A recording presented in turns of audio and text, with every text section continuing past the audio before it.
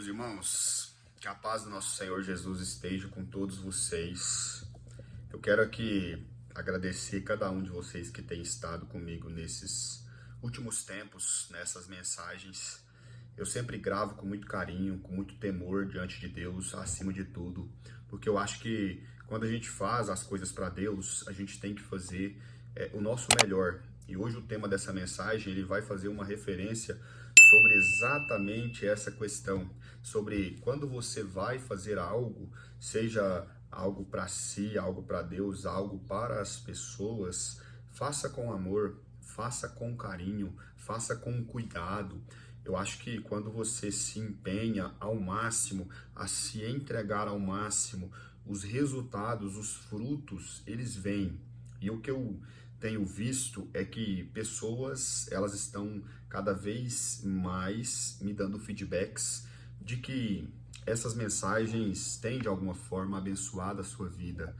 Uma vez uma pessoa chegou em mim e me disse: olha, eu estava numa situação bem difícil e eu estava a ponto de separar do meu esposo. E aí entrou uma mensagem dessa sua no meu YouTube, no meu canal do YouTube. E naquele momento, quando eu estava em casa disposta a separar do meu esposo, eu pude sentar pelo toque do Espírito Santo de Deus e ouvir uma mensagem sua. E essa mensagem falava justamente sobre o valor das coisas. E aí, qual é o valor que você coloca em certas coisas e qual é o valor que você deixa de colocar em coisas importantes. Quando ela ouviu essa mensagem, o Espírito Santo de Deus bradou no coração dela e ela entendeu que tudo aquilo que ela estava planejando dentro do seu coração era algo totalmente do maligno, era algo que Satanás já tinha conseguido transpor a alma daquela mulher e ela estava disposta a fazer algo que custaria a vida dela. Porque assim como quando Jó enfrentou grandes desafios, o diabo ele pede permissão para Deus para poder tocar na vida de Jó, tendo em vista que Jó era um homem muito próspero financeiramente e em todas as áreas ali da sua vida. Então o diabo ele fala para Deus, ele só é temente ao Senhor, ele só é reto, ele só é um cara totalmente voltado às coisas do Senhor, porque ele tem recursos financeiros, mas deixa eu tocar naquilo que ele tem e você vai perceber que ele vai negar, ele vai afastar, ou seja, ele não vai mais servir ao Senhor. Então Deus fala para o diabo, pode tocar, mas não toca na vida dele. Entenda, Jó, o diabo ele tocou nas coisas de Jó, mas o diabo não conseguiu transpor a alma e o espírito de Jó. E sabe por que eu tenho essa certeza? Porque no momento em que aquela mulher, que era a esposa de Jó, a mulher que construiu tudo com Jó, chegou nele e falou: amaldiçoa esse Deus e morre, até porque ela estava totalmente desesperada, totalmente se sentindo ali, talvez desamparada naquele momento, e no calor da emoção ela diz isso para Jó. Eu percebo que Jó estava tão blindado, ele estava tão cheio de Deus, que ele rebate para ela com a seguinte frase: nu eu saí do ventre da minha mãe, e nu eu voltarei para lá. Ou seja, tudo que eu tinha era de Deus, Deus me deu e ele mesmo tomou.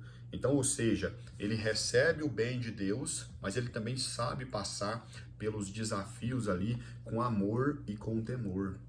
E quando eu vejo Jó naquela serenidade ali, eu percebo que existe sim algo que faz com que eu e você tenhamos ações diferentes diante de desafios comuns. Cada pessoa se expõe diante de algum desafio de alguma forma. E hoje eu quero ler a palavra do Senhor em 1 Coríntios, capítulo de número 13, para que você entenda que o amor é algo extraordinário. E se você não faz algo por amor, no primeiro desafio, no primeiro obstáculo, você desiste. Este canal meu do YouTube aqui, muitas pessoas já me disseram: por que você não desiste? Olha o tantinho de visualização que você tem, eu já mencionei isso aqui em outros vídeos.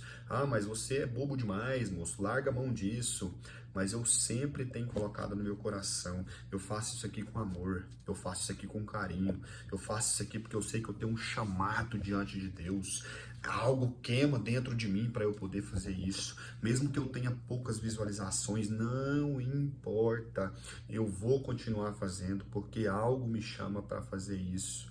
Então, quando você faz as coisas com amor, diante de todos os desafios e todas as dificuldades, você entende que o propósito é maior do que os desafios. Eu quero aqui trazer uma definição de amor para você, para que você comece a entender o tema da mensagem. Amor é uma ação voluntária e incondicional de buscar o bem-estar do outro. E aqui eu quero trazer para você alguns pontos. Se você puder pegar caneta e papel para anotar, eu vou esperar você pegar para que você possa então anotar alguns detalhes dessa mensagem, para que você possa anotar os pontos importantes, para que depois você volte nessa mensagem e comece a aplicar tudo aquilo que você aprendeu aqui, porque de nada adianta você ouvir e não aplicar. Pegou? Papelzinho e caneta? Então anota aí, ó. O amor, ele está disposto a algumas coisas. Essas são algumas características de que se você realmente está empenhando no amor, se você realmente está empenhando em fazer aquilo acontecer, ou se você está deixando a vida te levar. E a primeira característica ou a primeira ação aqui em relação a você que quer verdadeiramente aprender ou fazer acontecer o amor naquilo que você precisa empenhar o amor, ele sabe respeitar os limites do outro. Então, para você que não consegue respeitar o limite do seu cônjuge, acha que você é melhor do que ele ou melhor do que ela, que somente você está certo, você que não sabe respeitar os limites emocionais do seu cônjuge, você precisa melhorar em relação a isso. O amor, ele também sabe renunciar. Para quem é casado, eu não sei se vocês que estão me assistindo é casado, mas para quem é casado vai entender bem a relação de renúncia e amor, porque quando você casa, são duas pessoas diferentes se unindo dentro de um mesmo lar.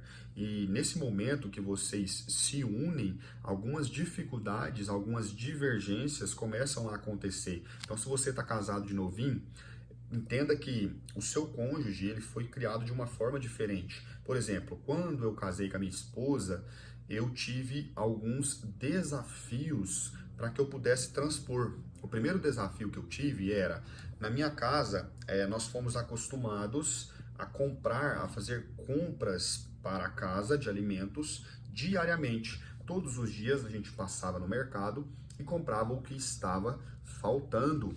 E a minha esposa, em contrapartida, dentro do lar dela, sempre teve-se a constância de fazer a compra mensal e aí, depois dessa compra mensal, continuar ali, quando acabava a compra, refazia de novo outra compra mensal. Então, eu tive muita dificuldade de entender que eu e minha esposa éramos ali, quando nós casamos, uma única só carne e que nós precisávamos alinhar ali um equilíbrio entre as decisões para que pudesse ficar bom para mim e bom para ela. E eu precisei me adaptar em relação a isso, até porque ela ficava em casa e quando ela queria fazer as coisas não tinha os produtos que precisavam para fazer um bolo, para fazer um pão de queijo. E aí isso refletia no nosso casamento, porque quando eu chegava, ela vinha com esse questionamento. E aí até o ponto de eu entender que eu precisava melhorar em relação a isso. Então você precisa renunciar, você precisa abrir mão de algumas coisas para que você possa então se dar bem nos relacionamentos, se dar bem nas conexões que você faz. Outro desafio grande que eu tive é que quando eu casei, aonde eu ia, eu até falava sobre isso esses dias, aonde eu ia, eu falava para ela assim, eu chamei minha mãe, eu chamei meu pai, eu chamei minha mãe, eu chamei meu pai. A gente ia numa pizzaria, chamei minha mãe, chamei meu pai. A gente ia fazer um jantar romântico, chamei minha mãe, chamei meu pai. Então isso foi um desafio muito grande para mim. Foi algo que me fez refletir muito. E ela um dia falou para mim, ó, você vai me desculpar, mas você casou comigo ou você casou com a sua mãe? Porque se você quer continuar com a sua mãe e com seu pai, você pode voltar para a casa deles. E ali foi um choque de realidade. Ao invés de eu ser um cara reativo e respondê-la de forma ríspida, eu comecei a avaliar se realmente aquilo fazia sentido. E eu percebi que ela largou pai, largou mãe, numa cidade do interior e veio para cá morar comigo. Ela veio para cá depois que a gente casou, tudo certinho, no papel, na igreja. Ela abandonou tudo lá, a vida dela, e veio para cá para morar comigo, para constituir uma família comigo. E aí eu comecei a avaliar e entender, será que realmente eu estava certo? Não, eu não estava certo. E aí o orgulho muitas vezes não deixa a gente tomar decisões certas para o bem maior, e isso gera grandes problemas dentro de um casamento. O amor também, ele sabe demonstrar afeto, ele através de ações que você possa ter. E aí você sabe aquele ditado que fala assim, ó, ah não, ele me conheceu assim, ela me conheceu assim, eu sempre fui assim, lá em casa meu pai e minha mãe nunca me beijou, nunca me abraçou, Deus me livre disso. Essas são respostas de uma pessoa que dentro de si, lá dentro da sua essência, ela foi carente de afeto e de carinho. E isso é uma blindagem que essa pessoa cria para que, de alguma forma, o seu cônjuge ou sua cônjuge não acesse totalmente as suas emoções. Mas comece a se desarmar, comece a fazer diferente do que seu pai e sua mãe fez. Comece a demonstrar para o seu cônjuge que você ama através de ações. Dá um beijinho na hora que ele está menos esperando, dá um abraço. Se você tem filhos, diz que ama. Talvez você tenha dificuldade de dizer para o seu cônjuge, diz para os seus filhos. E a partir do momento que os seus filhos começarem a receber isso, eles vão te devolver todo esse afeto, todo esse carinho. E aí você vai conseguir dizer para o seu cônjuge que você ama.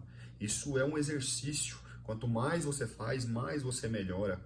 O amor também, ele sabe rejeitar os desejos da carne, porque a nossa carne, ela pende para o mal. A nossa carne, a Bíblia diz que se a nossa mente está nas coisas da carne, nós viveremos as coisas da carne. Mas se a nossa mente está nas coisas do Espírito, nós viveremos as coisas do Espírito.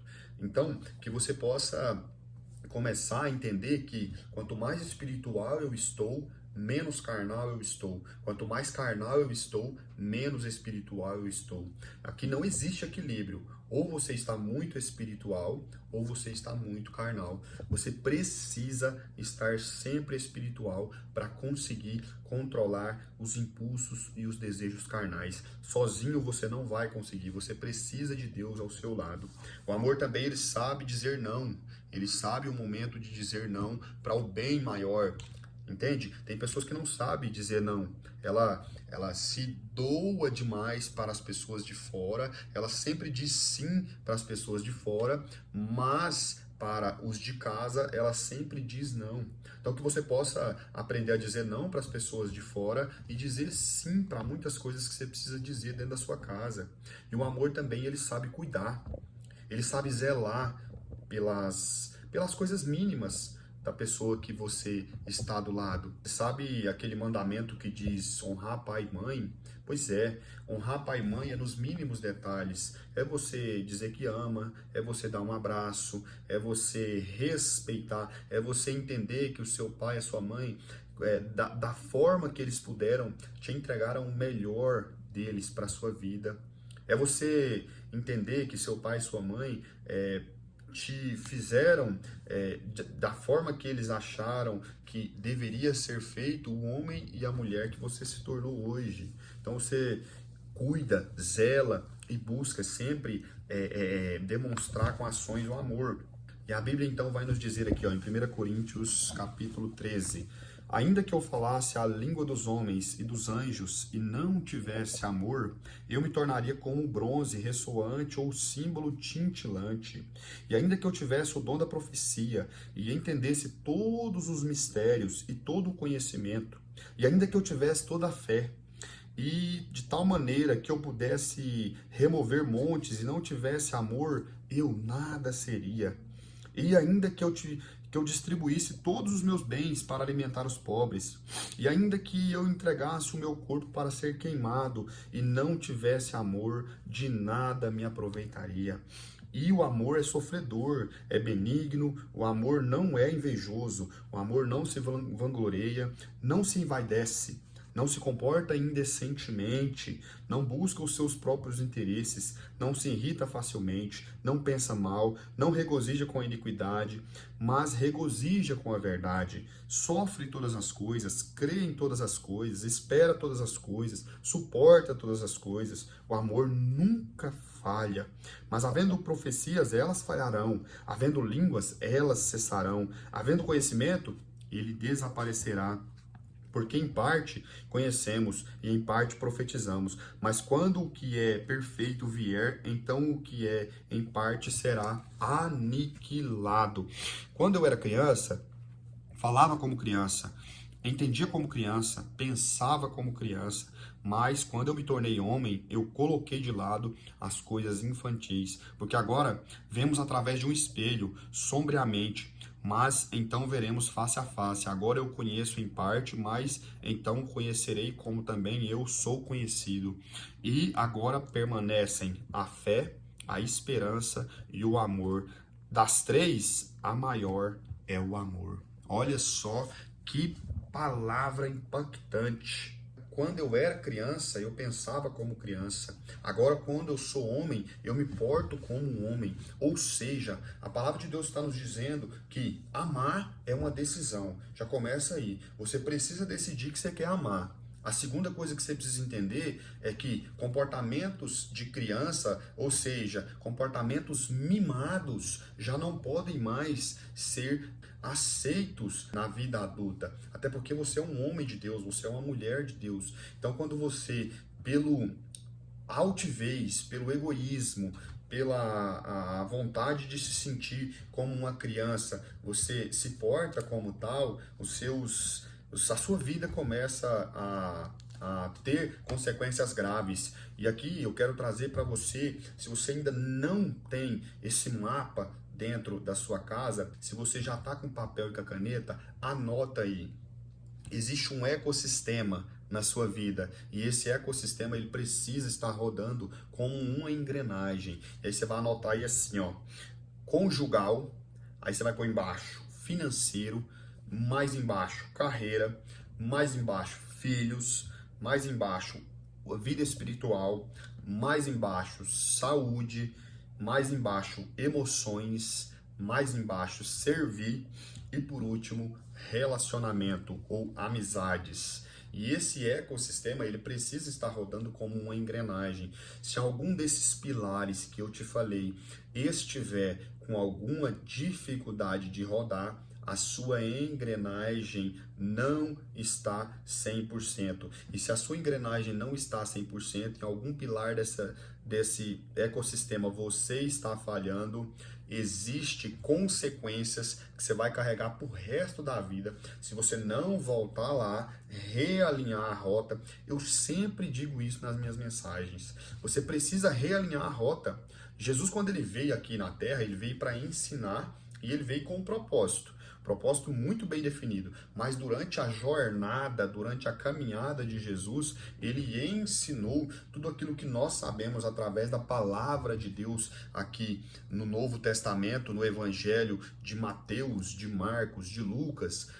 Nós sabemos porque Jesus teve os seus discípulos e através dos seus discípulos ele ensinou aquilo que a igreja precisava fazer para continuar crescendo, para continuar obedecendo à vontade de Deus. E você sabe por que Jesus fez isso? Por amor a mim e por amor a você. Quando o amor ele entra, a vaidade sai pela janela. Quando o amor entra, a altivez sai pela janela. Quando o amor entra, a vontade de destruir a outra pessoa, ela sai pela janela. Porque entenda, o espiritual, ele é sim algo totalmente real na sua vida. E quando você deixa em algum pilar da sua vida, desse ecossistema aqui, ó, entrar o diabo entrar, ele faz a festa. E quando ele faz a festa, a sua fuga é a bebida, é a droga, é a traição, é o adultério, é a pornografia.